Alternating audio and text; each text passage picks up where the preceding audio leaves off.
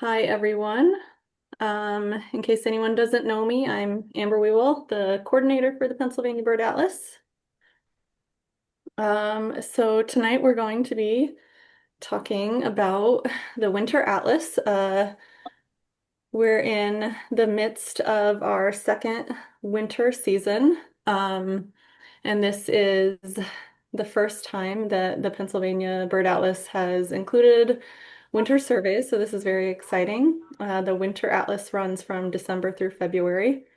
Um, so tonight I have a short slideshow. I created a slideshow just to kind of keep myself on track with what I want to talk about, some of the main points I want to get across, but this is very informal, so do feel free to jump in with a question or if I've said something that isn't clear. And then otherwise, I'm going to try to keep this pretty quick so that there's um, plenty of time at the end for questions and discussion.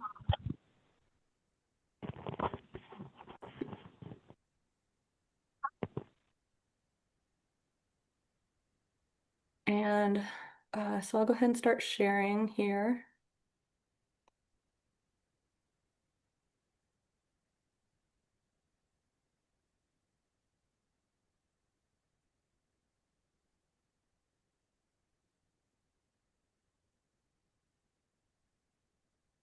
Right, so we'll get going.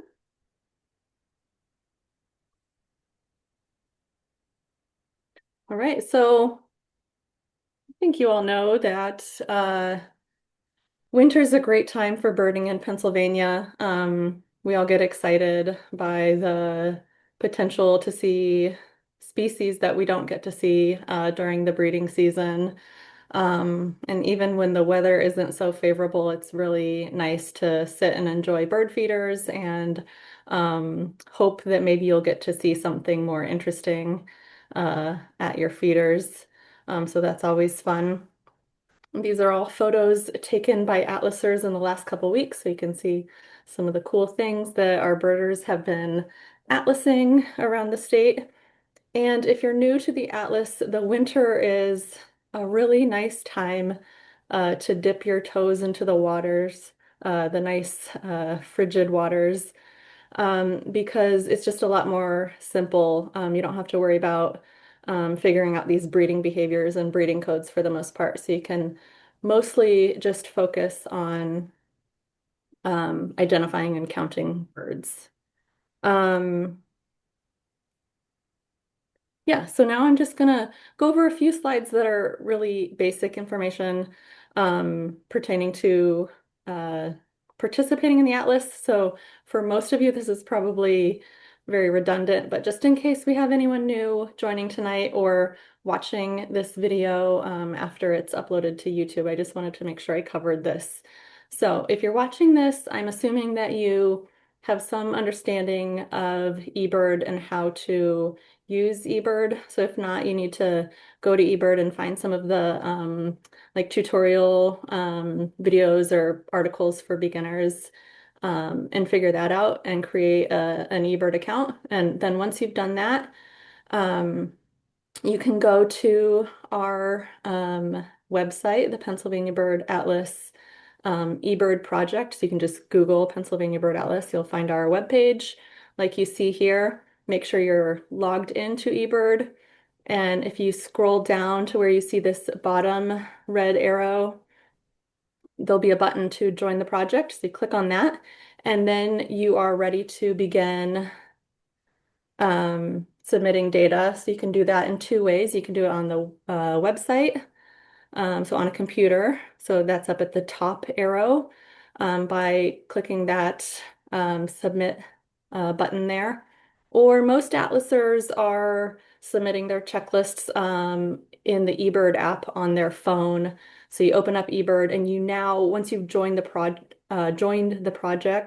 you now have this button appear that says choose projects. You click on that and you'll see Pennsylvania Bird Atlas. So you click on that, and down below that, you'll see a little option that says remember selections, and you can slide that little thing over If you do that, that will keep you in the Pennsylvania Bird Atlas until you change that. So you don't have to keep selecting the atlas for every single checklist. So that's really convenient. And then I wanted to make sure to point out, circled in blue, this Winter Atlas tab under our Atlas resources. So if you click on that, you'll see this page. Just to remind folks that we have this Winter Atlas section that has our winter handbook and some other information. So if you haven't checked this out, I encourage you to, even if you've been winter atlasing, if you haven't read the winter handbook, you might skim through it because there might be information there that you aren't sure about, might answer some of your questions. So these resources are available for everyone.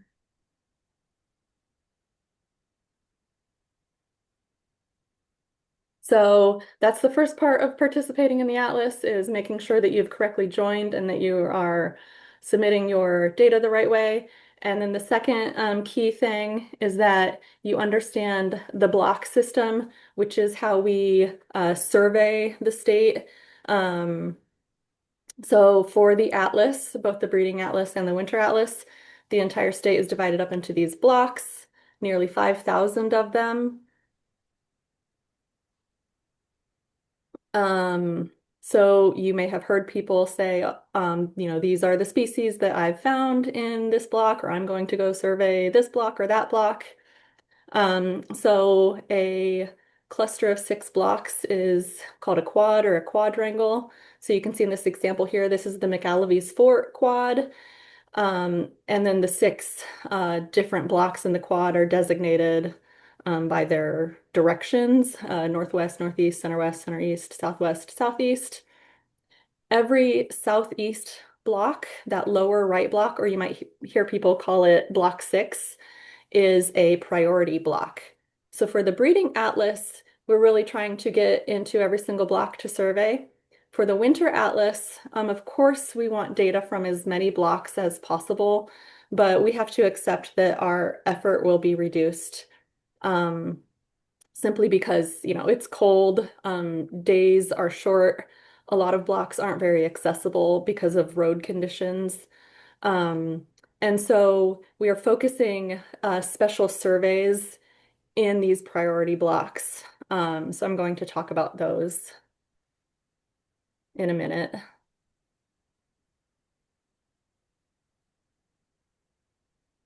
There we go. So this is our GIS map tool. The link to this is on our website as well. If you haven't seen this before, um, there's a lot of useful information on this site. You can click on any of the blocks and get maps and other information. But what you see here is kind of zoomed in over Lycoming County, and all of the blocks that you see kind of highlighted in either the light or darker orange are those priority blocks. So a sixth of the blocks across the state roughly are priority blocks. And you see these numbers on those are referring to different winters of the atlas. So when we were planning the winter atlas, we were thinking about how we would spread our effort out, making sure that we got effort across the state in each winter. Um, and so we specifically we specifically planned this to kind of stagger some of our effort out. It's not a perfect system because of course we're going to have much more effort in the areas around Philadelphia and areas that we have lots of birders. But this system is helping to make sure that we do get some coverage in each winter in each region of the state. So these numbers are just referring to, 24, 25 is referring to winter 24 to 25, which was last winter, our first winter season. So the blocks that are in that darker orange are this current winter. So this map changes each winter so that the current winter season is highlighted in the darker orange. Um, And so the idea is that these blocks will be receiving those special surveys in that specific winter that they are assigned to. So I do sometimes get asked, like, oh, can I go ahead and do my block, like the block that I live in or the block that I'm doing for Breeding Atlas? Can I go ahead and do it early? And I really appreciate the enthusiasm. That's great. Uh, that's not really what we want. If you want to go ahead and atlas, winter atlas in the block, that's fantastic. But we are really looking for those special surveys to be done in the winter that you see here, because of how we've intentionally um, set up this sampling scheme.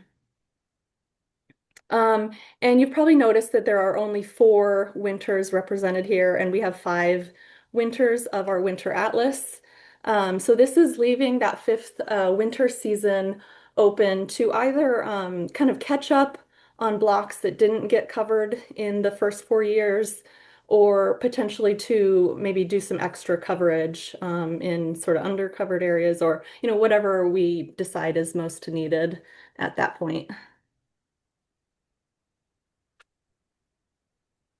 And this is what those special surveys look like. So the winter season, December through February, is divided into early and late winter. And in each of those periods, we're looking for 3 things if possible. This timed 1 hour walking survey. So this is a specifically 1 hour survey that is done on foot. I'll talk more about that in a minute. This is probably one of the things that we get the most questions about.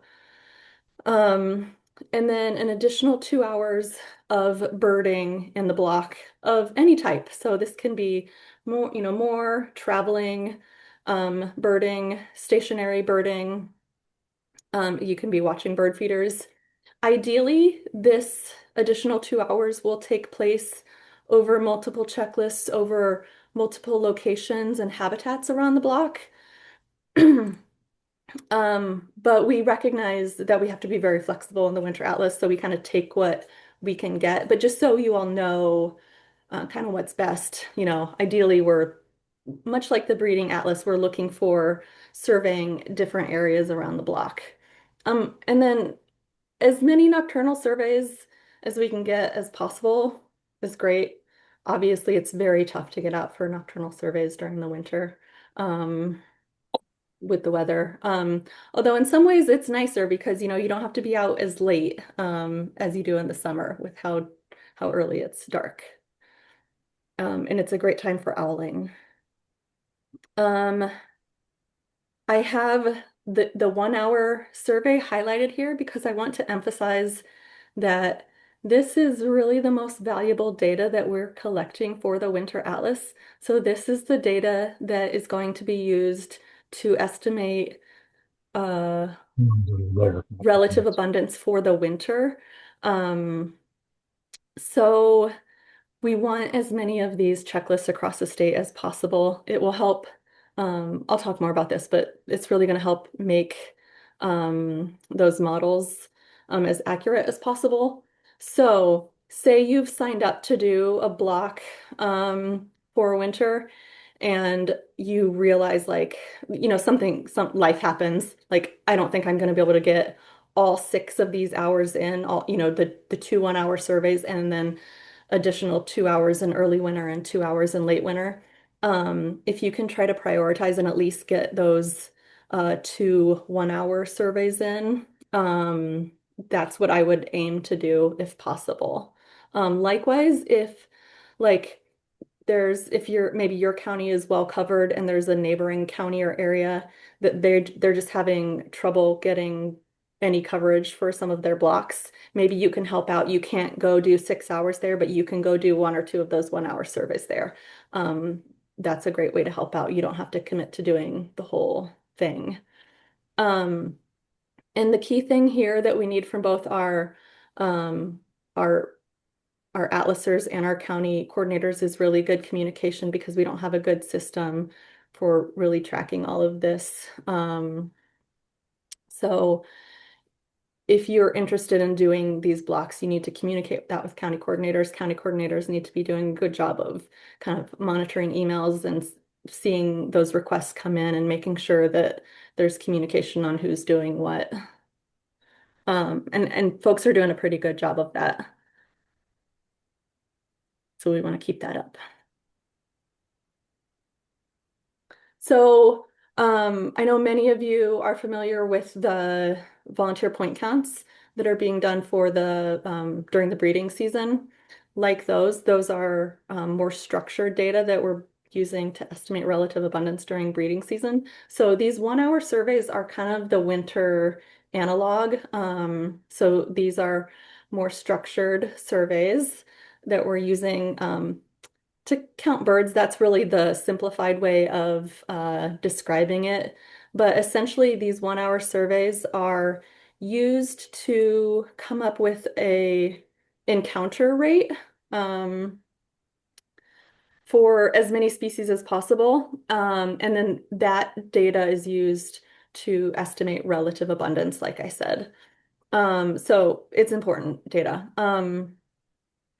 The remainder of data that we're collecting just through our other effort in eBird is really only used for estimating presence absence. So we're not able to count birds with that data because it's not very structured data. Everyone's doing different types of surveys, right?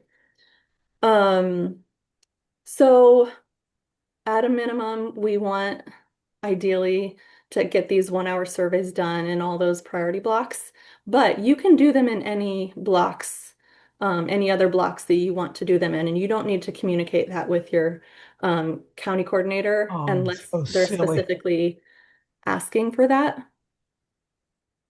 Um, so you can just kind of pick blocks around you, especially if you can look at the effort map and see blocks that don't have a lot of winter data. Just go do some of those 1 hour surveys if you like doing those.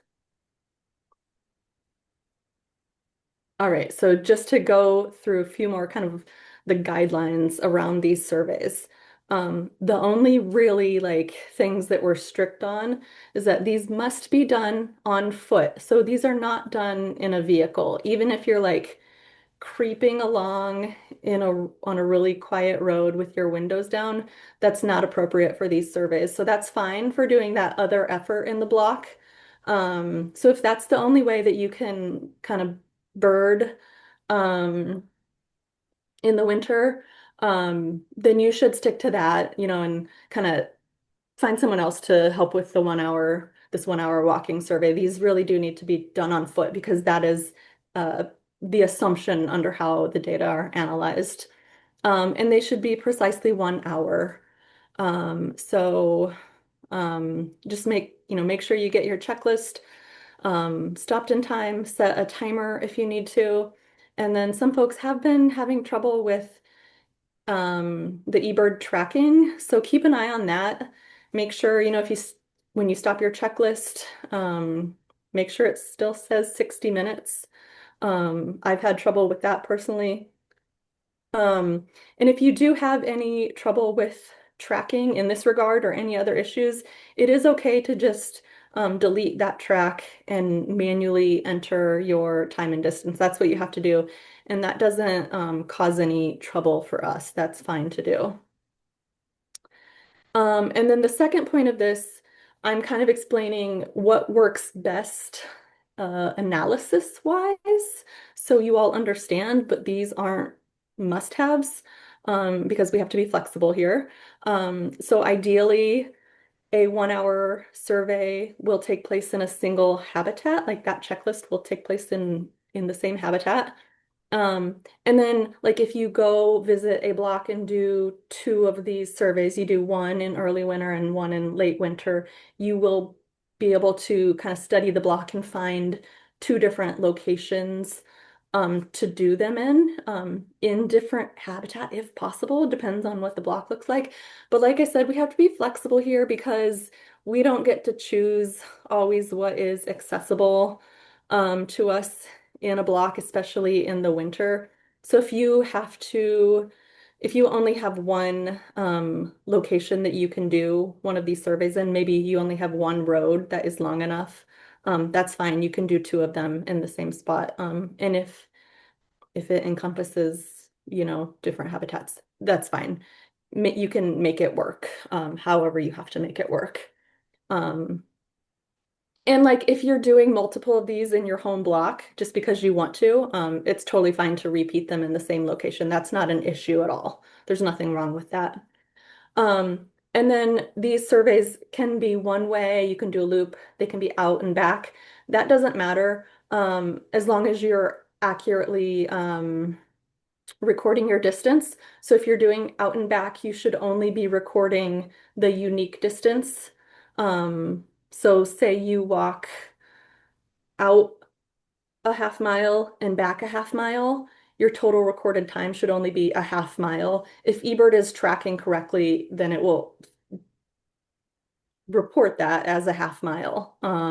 But you need to keep an eye on that and make sure that that looks correct, as best as you can tell.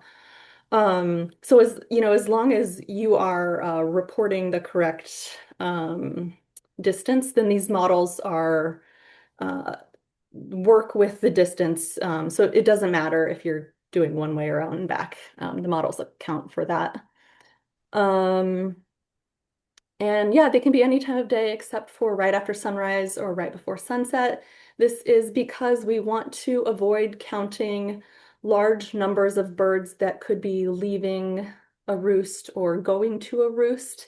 This goes back to what I said about how we're estimating an encounter rate. And basically, this could just be like artificially influencing that encounter rate in a way that we don't want to do for these surveys specifically. That data is totally fine. That data is great for any other checklist, but we want to avoid that on these checklists.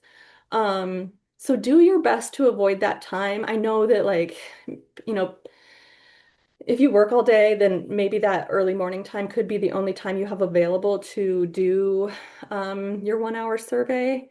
Um, so it's probably okay. Like if you don't encounter any big roosts, like what we're talking about here would be like big numbers of crows or like robins, which are probably leaving the roost.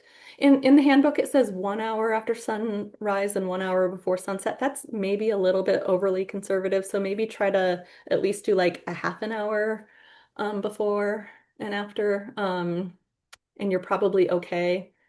Use your best judgment here. My guidance would be like, if you're doing one of these surveys and you do encounter what appears to be a large group of birds, moving from a roost, if it was me, I'd probably stop my checklist early and just turn it into a regular checklist so it didn't get counted as one of these 1 hour surveys, so it wouldn't influence that. And if it's like a smaller number, it's okay. It's going to get like washed out in the data. We're talking about like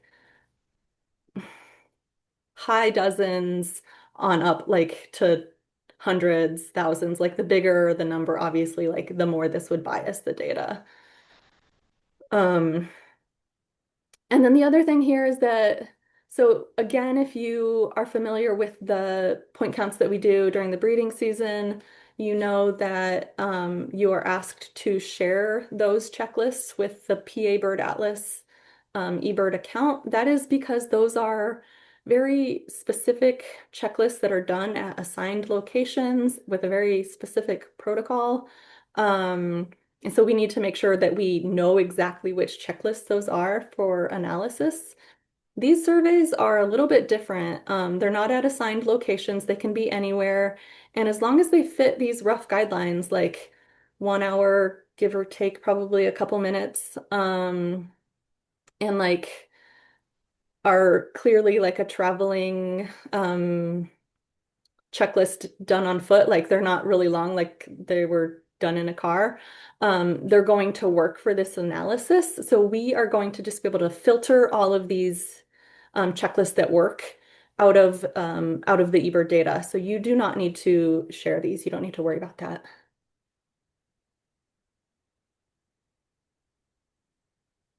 So first thing I want to say here is like, however you can and want to Participate in the Winter Atlas is fantastic, and you should keep doing that. But I have had kind of some questions from people about like what is best, what is like the most effective or valuable way to contribute. And so I just kind of want to explain that for the people who are curious. Um, so I think the people who have been participating know the big way is to sign up for one or more of the priority blocks and complete them in the winter that they are assigned to. If you're able to look outside of your home area and help out in areas that might need help more, that's great. I know it's really hard to travel in the winter, um, but consider it. And then if you've already done, your block or all of the blocks are signed up for already in your county or whatever, consider, if you can do any of those 1 hour checklists just in blocks of your choosing. Maybe you do a loop around a lake, or you have like a path that you like to walk on, and you can kind of turn a section of that into a 1 hour checklist. It's easy to do that. Just stop whenever you get to stop your checklist whenever you get to an hour, and then whatever you continue on, turn the rest of it into another shorter checklist. Um, and then beyond that, just try to go birding in different blocks and different habitats outside of your usual spots. I know we love to go to our hot spots, and especially like what if we have open water this time of year, we love to hit up those same spots, but try as much as possible to go to other locations to get to some of those less covered areas.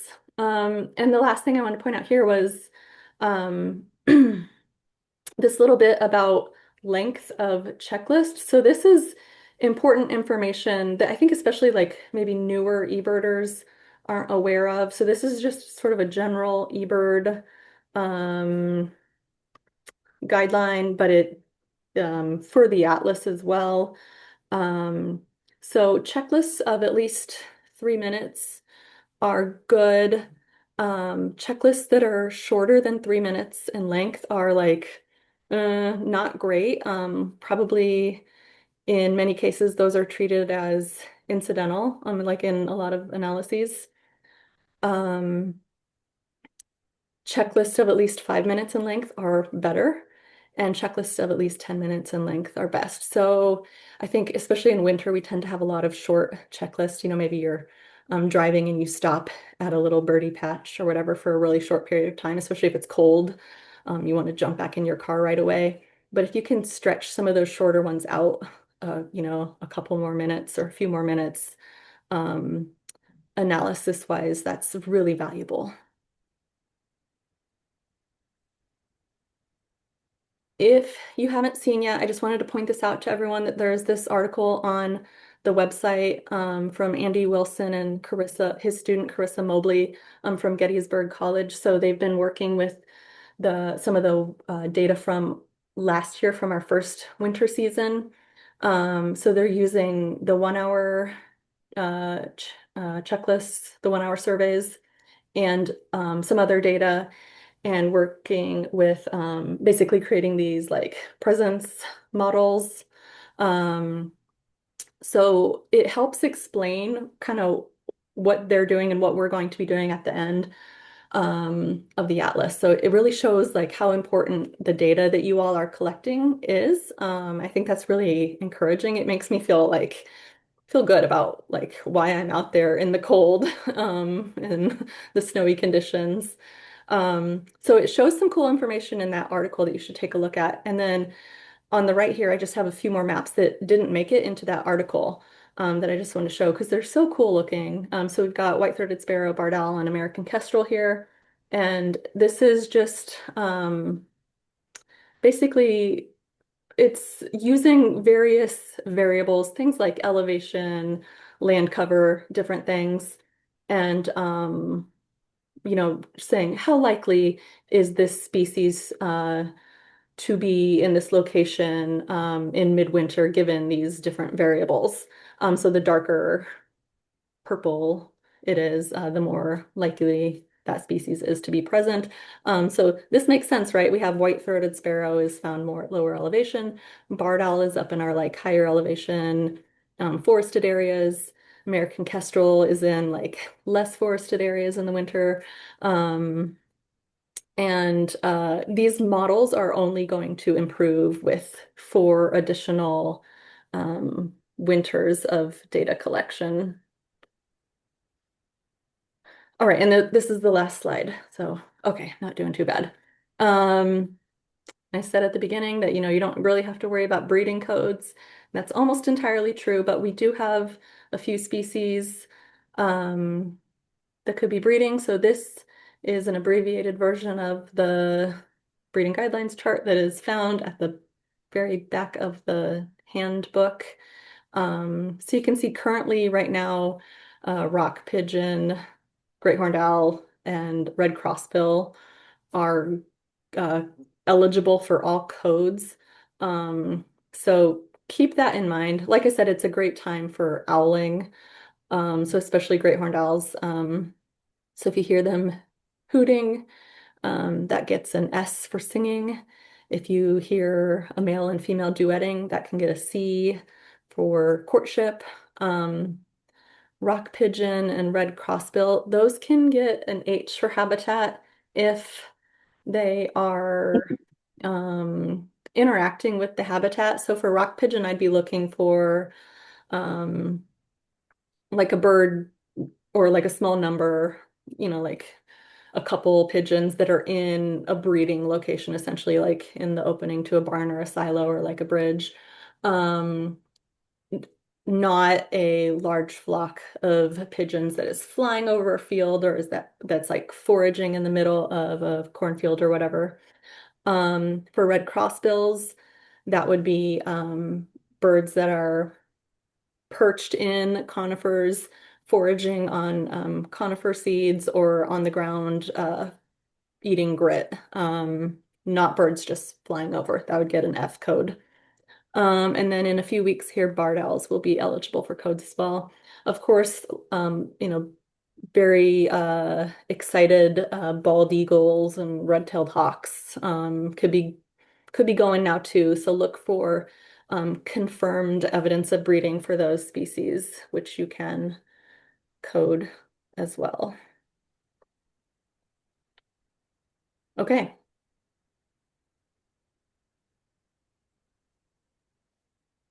that that wraps up the slides. Um, I'm going to look through.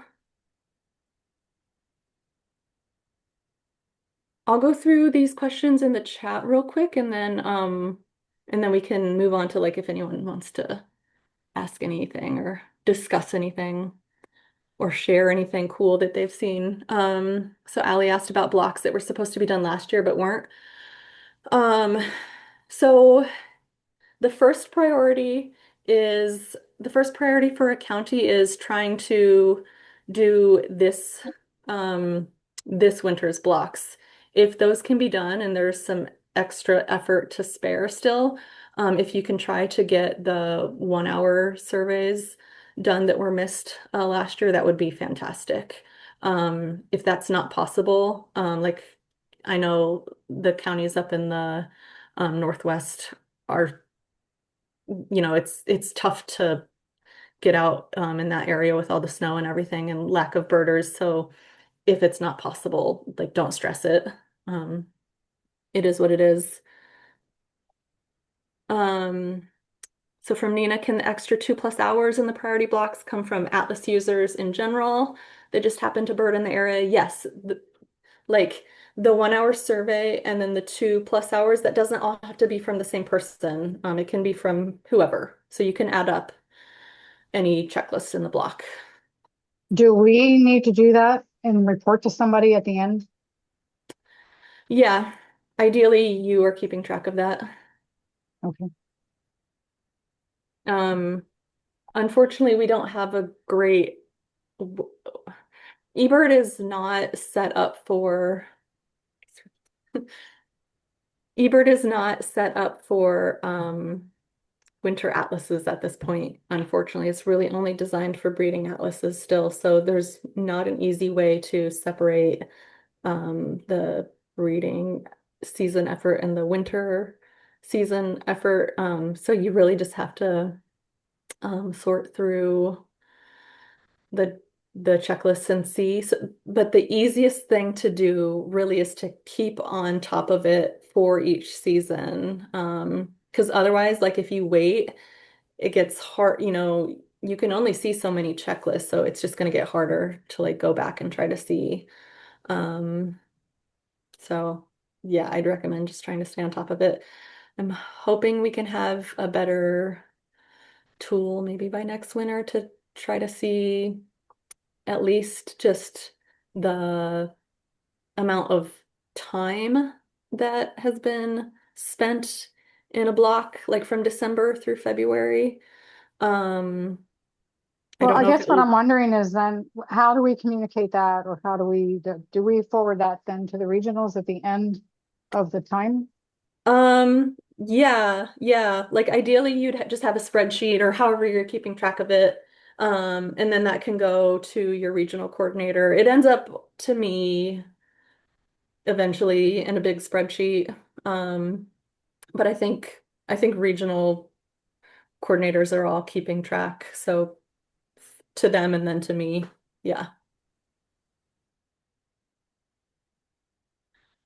Um, do all winter surveys need to be shared with PA Bird Atlas? Yeah, ideally that's the way um it's working. Your slides specifically said not to do that. Oh, sorry. I was thinking this meant like the project. Okay. Maybe this was asked before I got to that point then. Okay, no, do not share with PA Bird Atlas. Let me clarify that. Do not share the checklist with the account PA Bird Atlas. Thank you. Do the extra 1 hour surveys need to be okay, that's the same question. Okay, we've clarified that. Okay, yes, the surveys can be out and back. Yeah, I wasn't um especially after the analyses, we see that actually the 1 hour surveys like out and back is working fine because you actually have a pretty good chance of encountering um, different species like on your way back. So if you've looked at that article on the website, it shows this clock with different species listed. So in the winter, there's this really Might be before. um, like it changes really quickly through the day, like when you're most likely to encounter different species. It's very different than in the summer where we have this like 5 hour time in the morning where like everyone's screaming all at once, right? Everyone's singing loudly, and then it gets hot and it quiets down a lot. So it's like this change throughout the day during the winter. Um, so anyway, that was a very long-winded way to say like, yes, out and back is fine. Yeah. If you want to do one way and then like do another survey on your way back, you can do that as well if you're feeling ambitious. So the protocol doesn't ask for the habitat type, if I recall. Um, yeah, so I might have not put that in there just because it isn't a requirement, but I just want to explain to people um,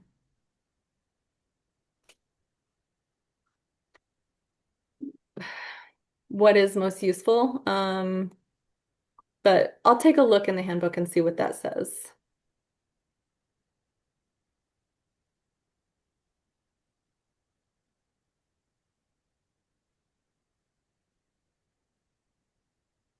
Okay, so I think some of these are re repeat questions.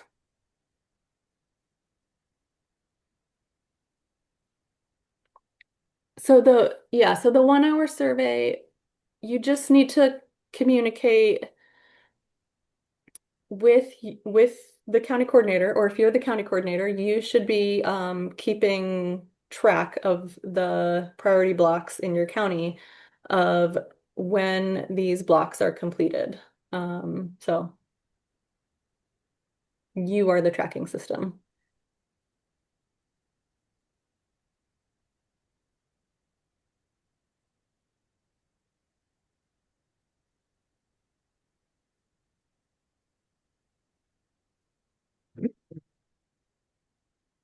So there's this question, if I do an hour of birding by car, should we make our checklist at least a minute more or less than an hour so it is not included in the 1 hour walking surveys? Um, I assume that you're like, unless you're driving incredibly slowly, um, I assume that your checklist will be, your traveling distance is going to be long enough that it's going to be apparent that you're not walking. I have a hard time believing that that wouldn't be at least several miles. Someone jump in and like disagree with me if you think that that's wrong. But if you are concerned about that, I would recommend um, making it at least I don't know, at least like I'd err on the side of caution and probably make it closer to like I'd stop it like 6 minutes short or go 6 minutes over an hour. But yeah, I don't know. I can't imagine that the distance traveled would match up enough with a walking survey that it would be very likely to get filtered out with those checklists. So okay, yeah, do we sign up via the ArcGIS map? So this question was already answered, but I'll answer it out loud here for the recording. So there isn't an official sign up for winter surveys, so you do need to reach out to your county coordinator. Yeah, that's the block sign up on there is just for the breeding atlas.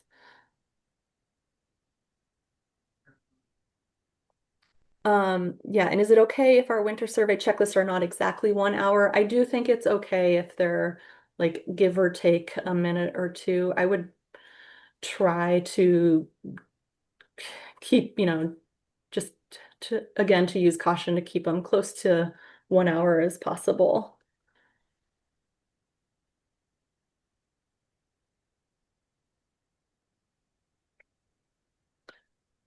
In this question, can you review the role of principal atlaser for the winter survey? So we really only refer to principal atlaser. I think this goes back to the question about signing up for blocks. We really only use that phrase principal atlaser for the breeding atlas. For people signing up for those blocks, that's a lot more complicated. I don't know if I want to say that, but it kind of entails more work, more time spent in a block to complete a block for the breeding atlas. And we're kind of being a little more flexible with the winter atlas. And uh, yeah, so it's really just what I laid out here tonight in terms of completing those blocks, though, is just trying to get that the early and late winter, the two 1 hour surveys, and then the 4 additional hours if possible, nocturnal surveys if possible. Oh, and Allie said that she had one white-breasted nuthatch on a survey, on a 1 hour survey yesterday, and at least a dozen on the walk back. So yeah, and even if you're getting the same um, species, you can encounter like a flock all of a sudden where you get a lot more. That is the other thing I meant to mention. So if you are doing out and back, you also obviously, well, I shouldn't say obviously, in case this is new information to anyone, you want to make sure that you're not double counting. So on the way back, you're not counting anything that could be the same individuals you've already counted. So for example, if I counted on my way, if I walk a half mile and I count two downy woodpeckers, and then on my way back, I see two downy woodpeckers that, are like around the same location. I would not count them again. But then I get another one at the end. That's obviously a different downy woodpecker, so I could count that. You want to be especially careful with things like blue jays and crows that are moving a lot and being very vocal, so you're very likely to hear them from farther away. So you just want to be careful about not thinking that those are different birds. So Susan asked about Joe DeMarco, not he stepped down as Wyoming County Coordinator. So yeah, Eric Zawatsky is the Wyoming County Coordinator. And his email is on the website now. Yeah.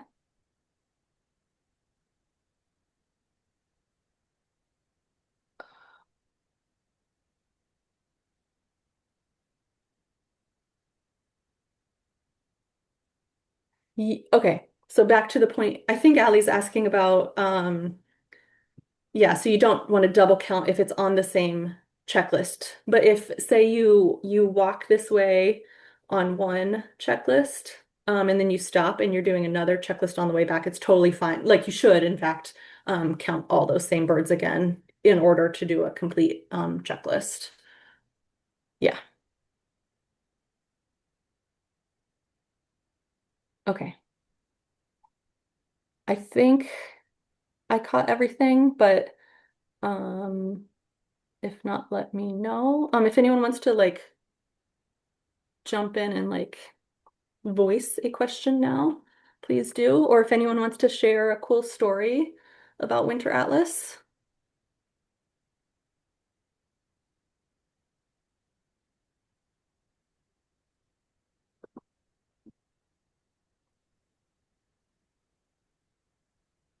Come on, guys, you have to have some harder questions for me.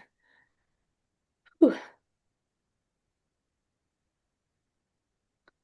All right, Chad took a new birder with him last Sunday on a 1 hour walk, and it's a great time to get them involved. Yeah, I agree.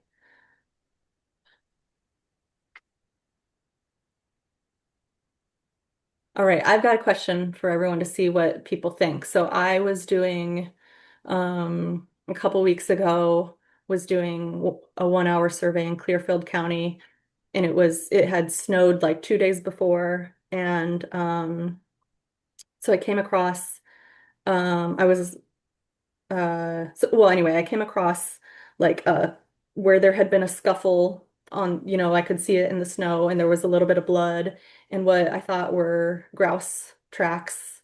Um, and like I was pretty sure it was like an aerial attack because I didn't see any other, like mammal footprints or anything. And then probably like 20 or 30 feet on down the path, I saw dead grouse like hanging in a tree, and it had a little bit of snow on it. And so it had been there for I don't know, like it had snow, it had been there for a day or two, I think. Um and so I was trying to decide, I don't know, like had something caught it and then been interrupted, or like I don't think something would intentionally I know bobcats will, like stash stuff, but I don't know if I don't think any of the birds will they? Does anyone have thoughts on that?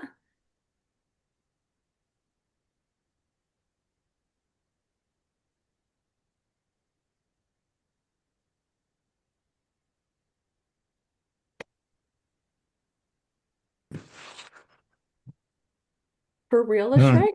Are you guys being serious? probably way too big for a shrike. That's what I That's only too big.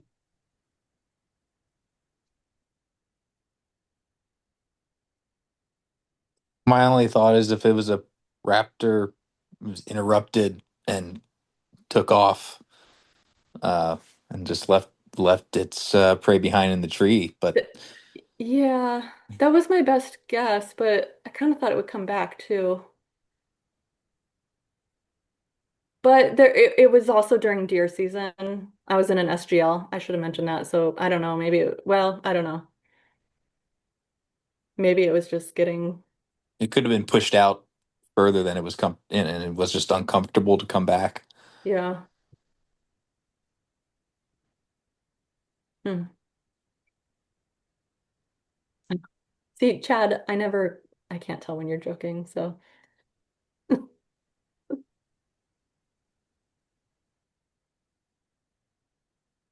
Well, today was the day to be out for the 1 hour walk. I had 18 species along a creek. It was a very nice morning because the sun came out finally. yeah. It's interesting, like the disparity in um, how many species you can get on a 1 hour walk versus how few you can get. So it's always really exciting to have a good 1 hour survey. It feels great. So yeah, that's awesome. Yeah, it was very nice. I had a hermit thrush, which surprised me. Very nice.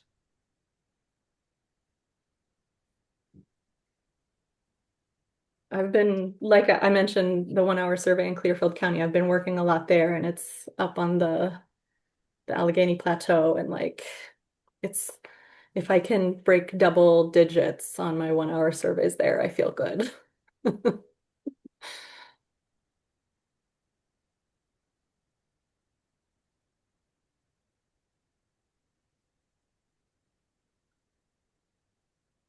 Okay, question if other folks are noticing a lack of chickadees. I've heard this mentioned in some areas of the state, and there's been some debate over um, if they've been impacted by West Nile virus again. I don't know. As far as I know, people are just kind of theorizing that. I don't know if there's um, much evidence supporting that at this point.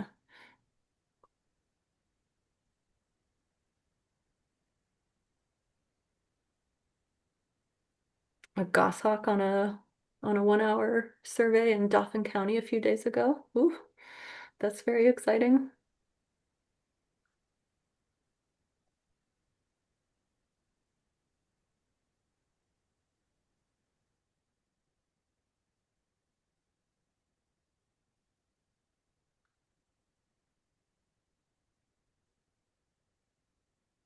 Okay, seems like things are slowing down. So, okay, one more question.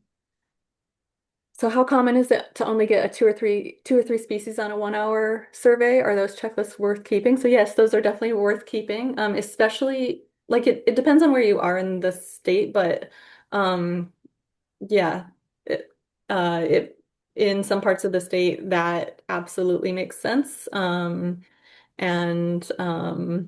that absence data is just as important as that presence data. So just because you don't have a lot of species on that checklist doesn't mean that that's not data, even though that doesn't feel very good for you, I know.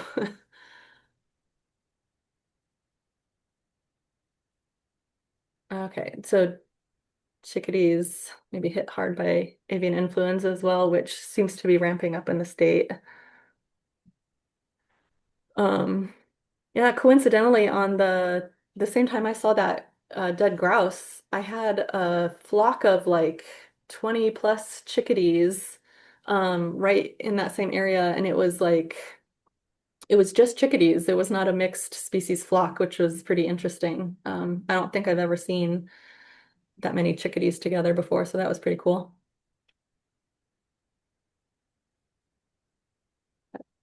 Okay, we are just about at 8 o'clock, and seems like things have slowed down. So one last chance for any questions. But otherwise, thank you so much, everyone. I know this December so far has been a little brutal, up until the last couple days, at least. So it's been tough to get out some days, especially for those longer surveys. So everyone's tough, and I just want everyone to know like how valuable the data are that you're collecting. We really appreciate it. We appreciate everyone's support. Um, keep up the work and do keep, like if there are any points of confusion or ever any questions or anything, please do get in touch with your county coordinators or with me. That's what I'm here for. So I'm always happy to help.